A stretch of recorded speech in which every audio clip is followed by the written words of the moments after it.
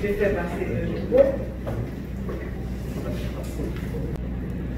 On réfléchit sur cette question. Si on prend plus loin Jacques Rousseau, son fameux ouvrage du contrat social, il a parlé des élections. Pour lui, l'élection est considérée comme étant la voie par le peuple, par laquelle le peuple exerce sa souveraineté.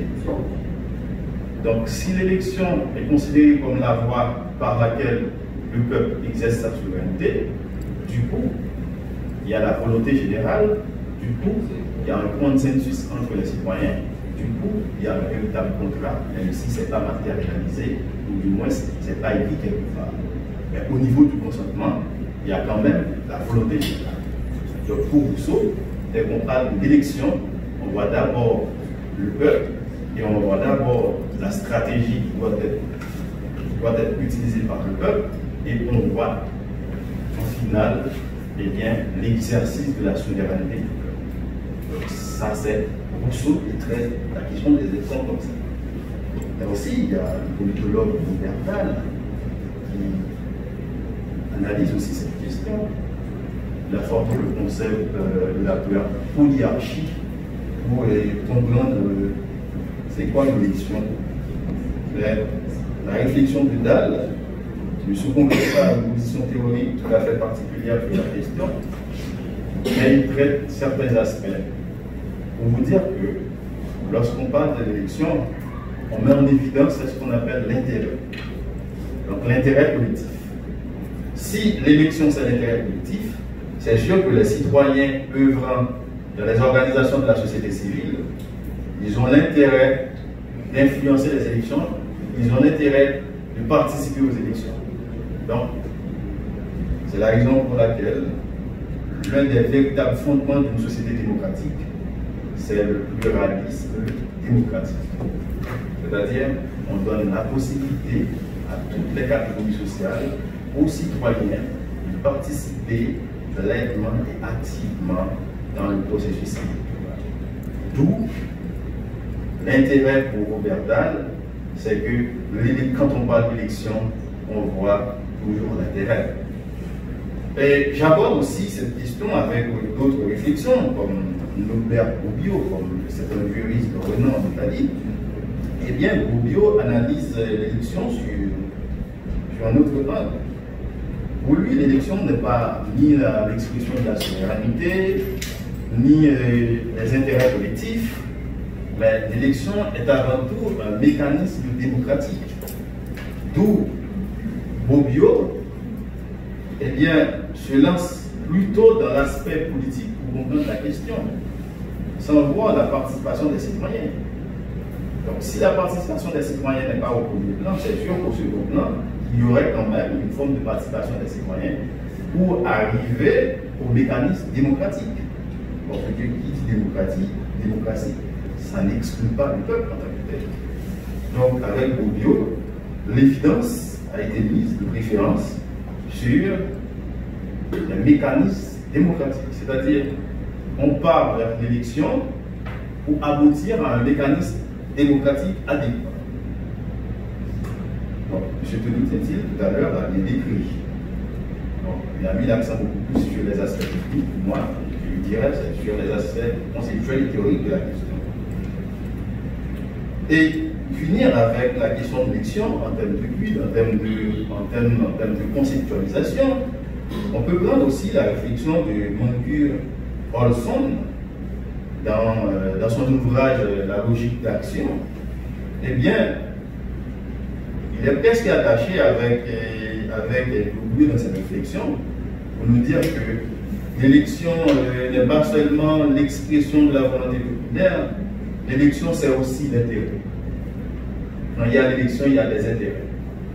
L'intérêt pour les candidats, l'intérêt pour les électeurs, l'intérêt pour les groupes de la société civile, l'intérêt pour le secteur privé, l'intérêt pour, par exemple, les organismes des droits de l'homme, l'intérêt pour la communauté internationale. Donc, c'est un groupe d'intérêts. Si c'est un groupe d'intérêts, ça peut toujours influencer.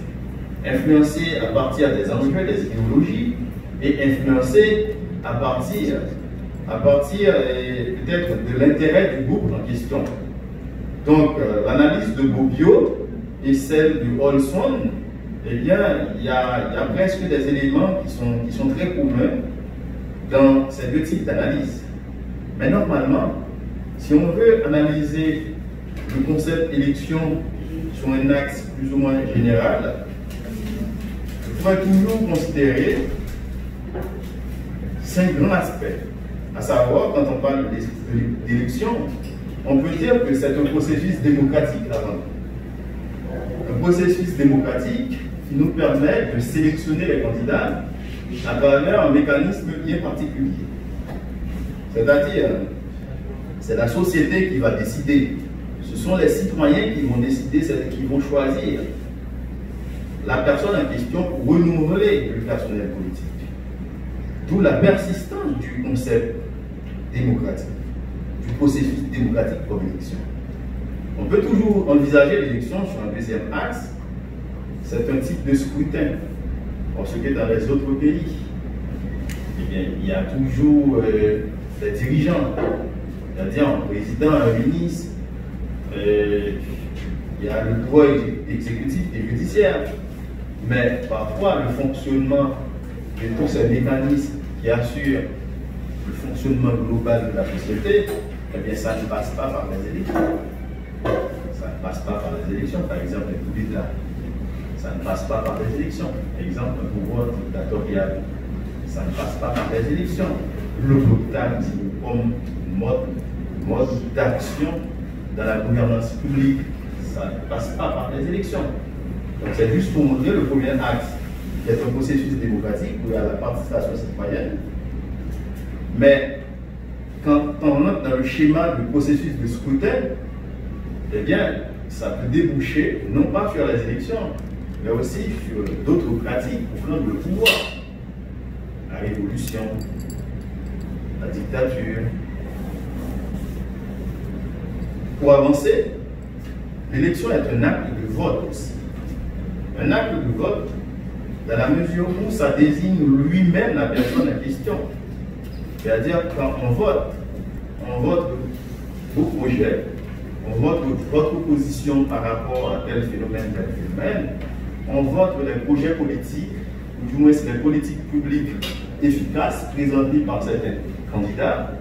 On vote en quelque sorte votre idéologie par rapport à l'idéologie présentée pour la gouvernance du domaine. Donc c'est aussi un acte de vote d'élection. Dans cet acte de vote, on exprime sa préférence. C'est-à-dire on exprime sa préférence. On veut tel candidat par rapport à tel candidat. Est-ce que c'est sur une base régionaliste? Est-ce que c'est sur une base de projet politique? Ou du moins, est-ce que c'est sur une base de compromis? Donc tout peut s'arranger pour aboutir à un scrutin normal, pour arriver à une élection.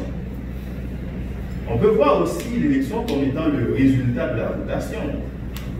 Quand on parle du résultat de la votation, là je rentre dans le processus de finalisation de la question. Eh bien, on a organisé les élections, qui a gagné? On a organisé les élections, est-ce qu'il y aurait quand même un deuxième tour? Parce que la disposition de la Constitution précise clairement qu'il faut avoir 50 plus 1 pour passer. Mais si on a constaté que le premier a plus de 25% de voix que le second, on pourrait automatiquement considérer la personne comme étant la gagnante. Donc, ce sont les résultats. Et puis, l'élection, c'est un loi. Donc, c'est la grande question. C'est une problématique qu'on va traiter aujourd'hui. Donc, si l'élection est une loi, est-ce que la Constitution, à travers cette disposition, considère réellement l'élection comme une loi? J'ai déjà posé cette problématique avec plusieurs collègues. La Constitution du 29 mars 1987, à travers le titre 2, chapitre 2, portant sur les droits fondamentaux, je crois que c'est de l'article 26 jusqu'à 31 et suivant, eh bien, le vote est considéré comme une loi. Le vote n'est pas considéré comme une loi. Donc, ça soulève en quelque sorte des problématiques. Certains disent, bon oui, c'est une loi, parce que si on ne peut pas voter, on ne peut pas vous forcer à voter. Mais certains disent aussi, c'est un devoir pour le premier. Mais enfin, certains disent aussi c'est un droit dans la mesure où si on vous contraint de voter, est-ce qu'il n'y aurait pas eu de sanctions quand même? Par exemple, dans les manipulations, dans les fraudes électorales qui existent en Haïti un peu partout, si un commissaire du gouvernement, ou du moins c'est un commissariat, qui a une préférence pour un candidat, refuse certains citoyens dans X localités de voter, est-ce que ce n'est pas une violation des droits fondamentaux? Si c'est une violation des droits fondamentaux, ça implique des sanctions, ça implique aussi des réparations à la personne, donc automatiquement sur cette base, c'est-à-dire avec un argument basé sur l'analogie, on pourrait dire que l'élection n'est pas seulement un droit, mais c'est aussi un droit. Donc si c'est un droit, les pays européens commencent à piloter des commissions sur les élections. Ils ont piloté les commissions, c'est juste pour faire savoir aux citoyens que l'élection en tant que devoir, eh bien, a été franchie d'une autre étape. Elle laisse le devoir pour l'entamer comme un droit. L'entamer comme un droit, c'est-à-dire arriver à des sanctions quand il y a violation de ces droits. Maintenant, lors des processus électoraux, c'est sûr qu'il y a des droits fondamentaux qu'il faut respecter. Et c'est là, et c'est ici que nous allons faire le pont entre les élections et les droits fondamentaux. Lors des processus électoraux, généralement, j'ai essayé d'énumérer 10 droits fondamentaux qui devraient être respectés lors de tout processus électoral. Donc, si ces droits fondamentaux ne sont pas respectés lors du processus, eh bien, ça va accoucher automatiquement un manque de légitimité, un manque d'intégrité, un manque de transparence, un manque de participation des acteurs dans le processus électoral. Et je cite toujours. Bien avant des droits fondamentaux, les élections sont aussi importantes. Les élections sont aussi importantes, même si ce n'est pas une redondance, elles sont aussi importantes pour exprimer la volonté populaire. Donc, s'il n'y a pas d'élection, est-ce qu'on peut parler de la volonté populaire? Par exemple, certaines organisations de la société civile ou du moins des partis politiques, quand il y a des meetings, il y a environ 20 personnes ou 50 personnes dans le meeting, ou du moins dans une manifestation quelconque, pour revendiquer certains droits, eh bien, les manifestants, ou du moins les responsables de cette activité, eh bien, ils ont dit voilà, c'est la volonté populaire, le peuple a parlé aujourd'hui. Mais lorsqu'on a analysé le meeting ou la réunion, on voit que c'était 10 personnes qui étaient réunies. Mais normalement, c'est le peuple qui a parlé. Donc, c'est juste pour attirer votre attention sur la question de l'expression de la volonté populaire. Quand on parle de l'expression de la volonté populaire, ça fait appel automatiquement à l'inclusion sociale. Quand je parle de l'inclusion sociale, toutes les catégories socio-professionnelles, que ce soit hommes, que ce soit femmes, que ce soit des groupes sociaux, des positions religieuses, des positions idéologiques sur la question. Donc, il faut qu'il y ait une inclusion générale pour parler de la volonté populaire, une participation générale pour parler de la volonté populaire. L'élection est aussi importante pour la légitimité des gouvernements. Donc, récemment, vous avez vu que plusieurs organisations des droits de l'homme ont retorqué concernant la dernière élection qui a porté le président Jovenel Moïse au pouvoir avec un faible taux de participation. Et on se pose la question, est-ce que cette élection était légitime? Est-ce que cette élection était légitime? Parce que lorsqu'on regarde le nombre de votes, donc ça pourrait présenter seulement sur le département de l'Ouest, sans pour autant aller ailleurs. Mais on pose la question, est-ce que cette élection était légitime? Par le fait que le nombre de votants ou encore le taux de participation était très faible. Donc, quand on parle de l'élection légitime et transparence, la question de légitimité est très importante dans cette dynamique. Aussi, l'élection permet au gouvernement de rendre compte devant la société. Et je termine pour l'initiative de la personne.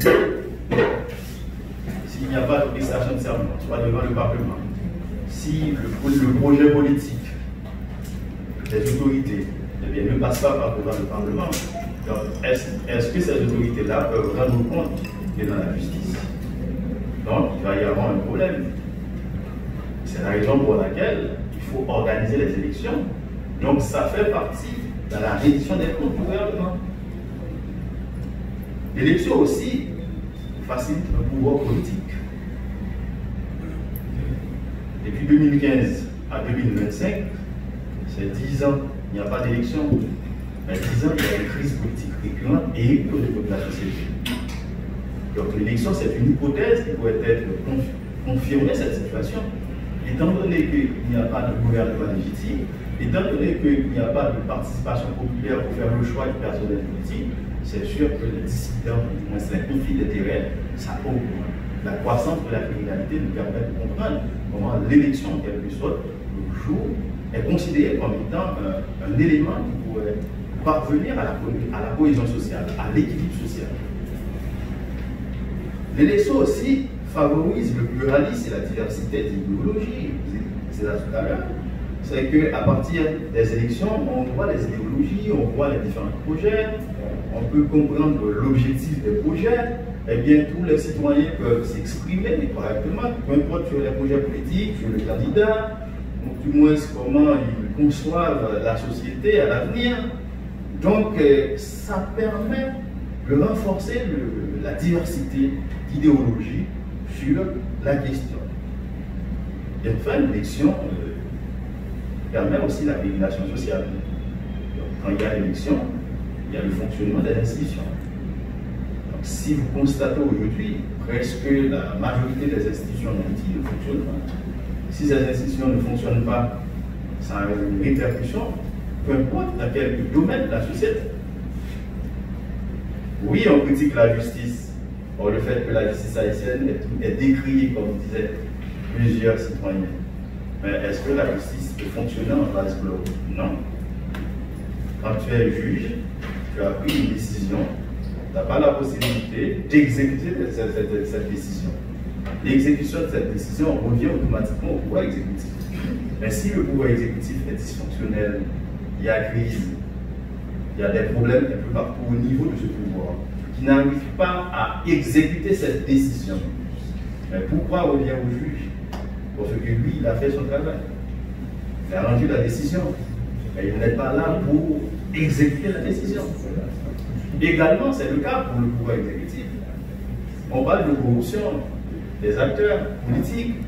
On parle de tout dans la société. On dit, bon, la justice n'arrive pas à mettre en mouvement l'action publique. Mais une question, est-ce qu'il y a une loi qui peut-être sanctionne le fait en question? Certes, c'est un fait social. Certes, c'est un fait qui dérange la société et les citoyens. Mais est-ce que la loi a été déjà prévue pour sanctionner ce fait? Si la loi n'a pas été prévue pour sanctionner ce fait, c'est sûr que le juge ne peut pas statuer sur le fait. Je ne sais pas si vous comprenez la question. C'est juste pour montrer la symbiose qui existe entre le pouvoir judiciaire, le pouvoir législatif et le pouvoir exécutif dans le traitement de certains dossiers. Ça ne revient pas seulement au juge, ça ne revient pas seulement au pouvoir législatif, ça ne revient pas seulement au pouvoir exécutif. Il faut qu'il y ait une cohérence entre ces pouvoirs pour assurer l'équilibre social.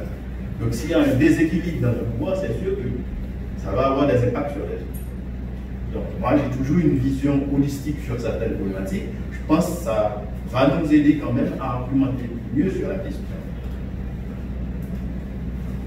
Les droits fondamentaux lors des processus électoraux qui devraient être respectés sont les suivants. Comme je vous ai dit tout à l'heure, le droit de vote. Le vote, c'est un droit. Donc, on ne peut pas empêcher les citoyens de voter, de choisir leurs représentants. Les citoyens doivent participer correctement aux élections. Le vote est un droit. C'est un premier droit. Il y a aussi le droit d'éligibilité lors des processus électoraux. Droit de se présenter à n'importe quel poste. Néanmoins, il y a des cas déterminés par la loi. Ça, c'est le droit d'éligibilité. Donc, vous avez droit de poser sa candidature pour poste de député, sénat, magistrat et autres. Donc, ça, c'est le droit d'éligibilité. Mais maintenant, ces droits peuvent être violés.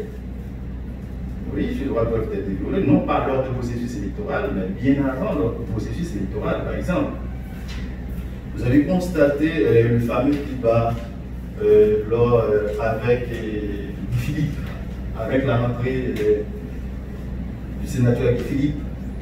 Oui, il a été condamné aux États-Unis, bien sûr, il fut porté aux élections. Mais je n'ai jamais vu une conférence, du moins, c'est un colloque basé sur cette situation, c'est très important. Il a été plaidé coupable, il a été condamné, mais maintenant il revient dans ton pays, eh bien il veut se porter candidat. Il y a certains secteurs qui disent non, mais la société, la Constitution a bien établi, donc si vous avez été condamné pour une peine affective et infamante, pas la peine. Mais d'autres disent non, mais c'était sur le territoire américain. Donc ce sont des théories différentes sur la question. Mais ils ont oublié un truc, c'est que si vous avez été condamné à l'étranger, c'est sûr que la condamnation devra avoir une exéquatur pour qu'elle soit valide sur le territoire haïtien. C'est sûr, en droit. Mais, si dans la condamnation, il y avait une décision du juge, c'est-à-dire que la personne en question est condamnée, certes, mais le juge a enlevé certains droits au niveau des fonctions des postes. Tout ça rentre dans l'objectif d'une peine d'inéligibilité. La personne n'a pas le droit d'aller aux élections. Je ne sais pas si vous avez bien saisi ma position. Si le juge en question, en dehors de la peine,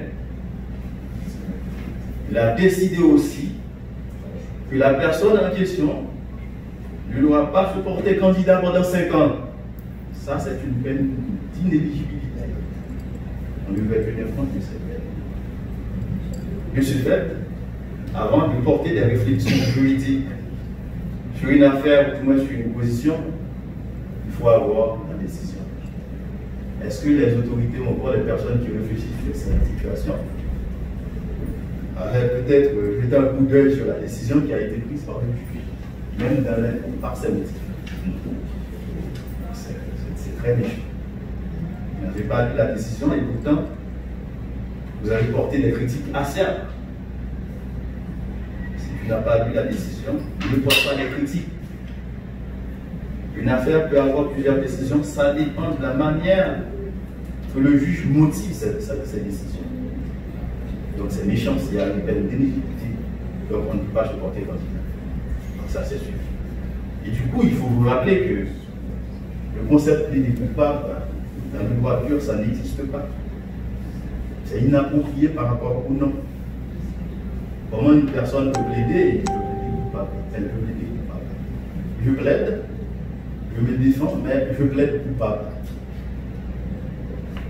Il y a une incohérence quand même. Il y a une incohérence. Et le concept plaider coupable, c'est inapproprié. C'est peut-être une comparution sur reconnaissance. Ouais, c'est le terme CRPC.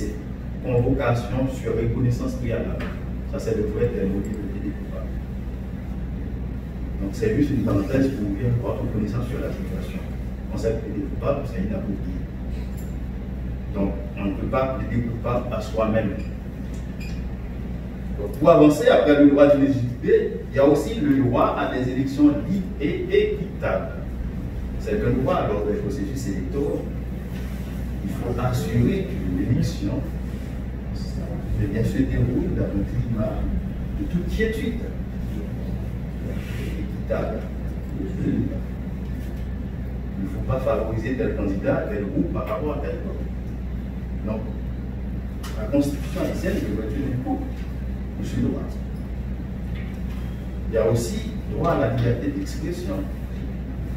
Parfois, les gens qui font partie de la société civile, ils ont peur de parler pour tel candidat, ils ont peur de s'exprimer ou encore de mettre sur la table sa position en ce qui concerne le projet de parti politique ou du moins d'une personne quelconque. Mais non, lors des processus électoraux, le droit à la liberté d'expression, c'est aussi un droit sacré. Ça rentre dans la liberté publique. Peut-être toujours trouver son effectivité dans les espaces démocratiques. C'est ça. Il faut s'exprimer, il faut donner votre position. Il y a aussi le droit à l'avenir. Les groupes, les associations, les organisations, eh bien, ces structures-là peuvent se réunir pour discuter sur un projet politique, pour discuter sur une idéologie politique, pour discuter sur une politique publique élaborée soit par l'État. Donc, ils ont ce droit, le droit à la liberté de réunion. Il y a aussi le droit à la transparence et à la vérifiabilité. Mais normalement, après le scrutin, est-ce que les citoyens ont accès dans le centre de tabulation? Ou du moins, est-ce qu'il y a une organisation peut-être qui peut apporter des informations à travers des rapports sur le déroulement du comptage? C'est le droit à la transparence, ou du moins c'est le droit à la vérifiabilité. Vous avez ce droit. Il y a aussi le droit à l'information. Quand je parle du droit à l'information, est-ce que le CIP a publié la liste électorale? Est-ce que vous avez en tête le nombre de citoyens qui ont accès lors de ce processus, du moins qui sont en âge de voter et qui ont une carte? Parce que la carte électorale, c'est la boussole. Même si tu as 18 ans, tu as 50 ans, si tu n'as pas de carte électorale, tu ne peux pas voter. Donc le droit à l'information, ça compte beaucoup lors des processus. Il y a aussi le droit à la protection contre la fraude et la manipulation. Ça, c'est un problème. C'est un grand problème parce qu'en Haïti, quand il y a des élections, il y a toujours des fraudes. Toujours des fraudes. Et ce n'est pas seulement dans un département, dans une section communale de compte, c'est un peu partout dans le pays. Il y a des fraudes, soit on retrouve des bulletins ici, soit on retrouve des bulletins X, soit les bulletins se retrouvent chez une personne. Il y a toujours des fraudes, des types de manipulation par le pouvoir. Donc c'est pourquoi Machiavel nous dit qu'on peut toujours, c'est plus facile de prendre le pouvoir que de conserver le pouvoir. Enfin, c'est plus facile de prendre le pouvoir que de conserver le pouvoir parce que l'agneau, l'agneau peut manger le loup en dormant. Donc il est toujours plus facile de prendre le pouvoir. De ce fait, lors des processus électoraux, il faut mettre en évidence ces droits fondamentaux, savoir le droit à la protection contre la fraude, le droit à protéger les citoyens contre les différents types de fraude. Deuxième droit, il y a le droit à la protection de la vie privée. Le droit à la protection de la vie privée. Il ne faut pas dire quelle vie privée, est-ce que c'est la vie privée des électeurs, est-ce que c'est la vie privée des candidats, est-ce que c'est la vie privée des personnes qui sont responsables pour la mise en œuvre du processus? Donc, toutes ces catégories de personnes, eh bien, on doit tenir compte du droit à la vie privée en ce qui concerne les informations.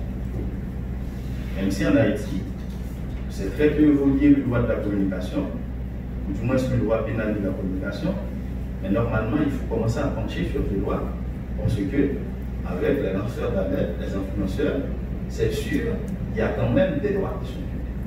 Donc, quand il y a violation des droits, l'État doit intervenir rapidement pour préserver ses droits et renforcer son mécanisme de protection. Et comme dixième droit lors du processus électoral, il faut qu'il y ait le droit de recours. Mais la Constitution du 29 mars 1987 n'a pas prévu un droit de recours. C'est dans la loi électorale, à chaque fois qu'il y a une élection, il y a toujours une disposition qui parle de droit de recours. Mais est-ce que ce droit de recours est définitif? Est-ce que ce droit de recours est définitif dans la mesure où, après le scrutin, tout tombe? On va recommencer dans les prochaines élections. Parce qu'à chaque fois, on a toujours un décret, à chaque fois, on a toujours un autre mécanisme pour assurer la régulation des élections. Donc, la question de recours, ça pose problème. Même le tribunal électoral, donc il y a des théories qui disent, mais si un tribunal n'est pas permanent, est-ce qu'on peut parler véritablement d'un tribunal?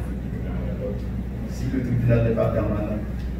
Donc, on a choisi les juges, peut-être pas les juges d'instruction, ou du moins d'autres juges.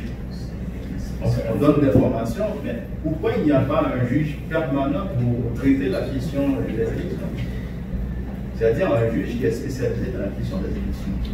Il faut commencer à poser cette question. Il faut commencer à envisager cette question de la révision constitutionnelle. Donc, à partir de tous ces droits, c'est sûr que la Constitution haïtienne, dans le cadre de la recherche, il y a seulement que 3 droits qui ont été mis en évidence parmi ces 10 qui doivent être respectés. C'est-à-dire, c'est le droit de vote. Non, le vote, c'est le droit d'information, liberté de réunion. Donc, ces droits sont respectés, mais les autres que je vous ai cités tout à l'heure, donc ces droits ne sont pas respectés. Donc, pour votre rappel, c'est que depuis la création de l'État haïtien, on a eu la première constitution de 1805. Donc, c'était une constitution impériale. Du coup, on n'avait pas prévu, on n'avait pas mis l'accent sur les droits fondamentaux parce que le pouvoir judiciaire était confondu avec le pouvoir exécutif. Et tout de suite après, c'est avec la Constitution de 1806 qu'on va parler véritablement du système judiciaire. Mais un système judiciaire faible ne prend pas en compte les droits fondamentaux lors du processus électoral. Donc, on avance avec la question, on avance, on arrive à la Constitution de 1807 qui va donner au président le plein droit. C'est-à-dire, même s'il y a des élections, est-ce que les citoyens peuvent intervenir? Même s'il y a des violations des droits de l'homme, est-ce que les citoyens peuvent intervenir pour dire à l'État, eh bien, lors de ces élections, il y a des violations? Non. Donc c'est le président qui avait le plein droit avec la Constitution de 1807. Mais un effort va être entamé avec la Constitution de 1843, même si on était dans une forme de crise au niveau administratif, mais c'est sûr qu'il y avait un élan. L'élan, c'était d'abord pour dénoncer les abus de l'État. Les abus de l'État, peu importe sur les droits fondamentaux, mais aussi lors des processus électoraux. Donc cette constitution a passé en revue certains aspects, mais sur le plan administratif, c'était une constitution qui a remis en cause tous les problèmes des constitutions antérieures. Et en 1950, eh bien, est-ce qu'on peut considérer la Constitution de 1950 comme étant une constitution révolutionnaire dans la mesure où on tient compte du vote de la femme dans le processus électoral? Donc la femme va avoir peut-être l'accès à voter. C'est avec la Constitution de 1950. Du coup, on va faire un pas vers l'intégration des droits fondamentaux dans le processus électoral. Maintenant, avec la Constitution de 1983, donc c'est sûr, il y avait une ouverture sur la liberté des droits de l'homme. Donc certains droits vont être préservés par l'État sur papier, mais dans la pratique, il y avait toujours des manipulations, il y avait toujours des fraudes. Mais enfin, avec la Constitution de 1787, eh bien, on a dit on a abouti. Donc, on arrive vraiment à un état de droit. Mais encore une fois, à travers cette Constitution, il y a des droits fondamentaux qui ne sont pas prescrits dans les chapitres ou même dans les textes de la Constitution. Donc, la Constitution haïtienne, à travers le titre 2 et chapitre 2, a énuméré certains droits fondamentaux. Mais si on fait une analyse comparative avec les droits qui doivent être respectés lors des processus électoraux, c'est sûr que ces droits ne sont pas figurés dans la Constitution. Du coup, puisque ces droits ne sont pas figurés dans la Constitution, ça a des impacts et des conséquences sur la transparence et la légitimité des élections à partir de plusieurs aspects. Premièrement, ça va avoir des impacts sur la discrimination. C'est-à-dire, puisqu'il y a une absence de protection constitutionnelle, ça peut amener des inégalités entre les citoyens, parce que l'espace social ou l'espace politique est toujours conflictuel. Donc il n'y a pas une régulation tout à fait pour permettre aux citoyens de partager les points de vue, d'éviter les inégalités. Donc la discrimination peut être un impact considérable lorsque, lors des processus électoraux, on ne tient pas compte de certaines lois. Eh bien, ça peut déboucher aussi sur des manipulations électorales. Il peut y avoir un risque accru de fraude et d'abus du pouvoir. Parce que si les lois fondamentaux ne sont pas respectées, eh bien certains citoyens vont dire, voilà, je peux prendre des bulletins pour aller où, je peux utiliser des stratagèmes pour arriver au pouvoir. Donc, avec l'absence accrue des droits fondamentaux lors du processus électoral, on peut déboucher sur des manipulations et des fraudes aussi, comme conséquence. Et la grande chose, c'est que cette absence des droits fondamentaux lors de ce processus peut amener à un manque de participation des citoyens. Oui, parce que c'est un néologisme. On veut dire ça en créole, c'est du monde A, voilà le candidat pour député. Soit on va le faire dans la maison, donc, en absence accrue des droits fondamentaux en termes de protection du droit de la vie privée, surtout lors des processus électoraux. Donc, la participation citoyenne, l'absence des droits clairs, donc ça peut décourager les citoyens à aller voter. Également, l'absence des droits fondamentaux lors de ce processus peut amener à un manque de transparence, un manque d'intégrité dans les résultats. Mais pourquoi on dit souvent que les élections sont toujours truquées en Haïti? Pourquoi il y a toujours des contestations lors des élections? C'est parce qu'il y a un manque de transparence, pas d'information, il y a des manipulations, il y a un manque d'information, il y a parfois la désinformation. Donc on n'a pas en quelque sorte une réalité tout à fait claire sur les projets politiques des candidats. Il y a les groupes d'intérêt qui disent voilà, donc certaines partis politiques doivent arriver au pouvoir parce que le projet est plus clair que l'autre. D'autres partis politiques vont dire mais non, j'ai mon intérêt dans le parti parce qu'en arrivant au pouvoir, il faut être toujours le poste de ministre de la Justice ou du ministre de la Communication. Donc ce sont des intérêts particuliers. Donc l'absence des droits fondamentaux peut amener à une absence de participation, une absence de transparence et d'équité lors du processus électoral. Et enfin, en ce qui concerne les recours, dans les recours, souvent lors des processus électoraux, je l'ai dit tout à l'heure, il n'y a pas véritablement une protection juridique.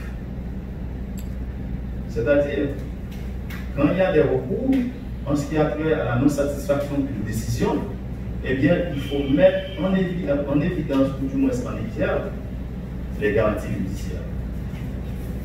Les garanties judiciaires, à savoir est-ce que les dossiers de fraude, de manipulation, ou du moins des violences,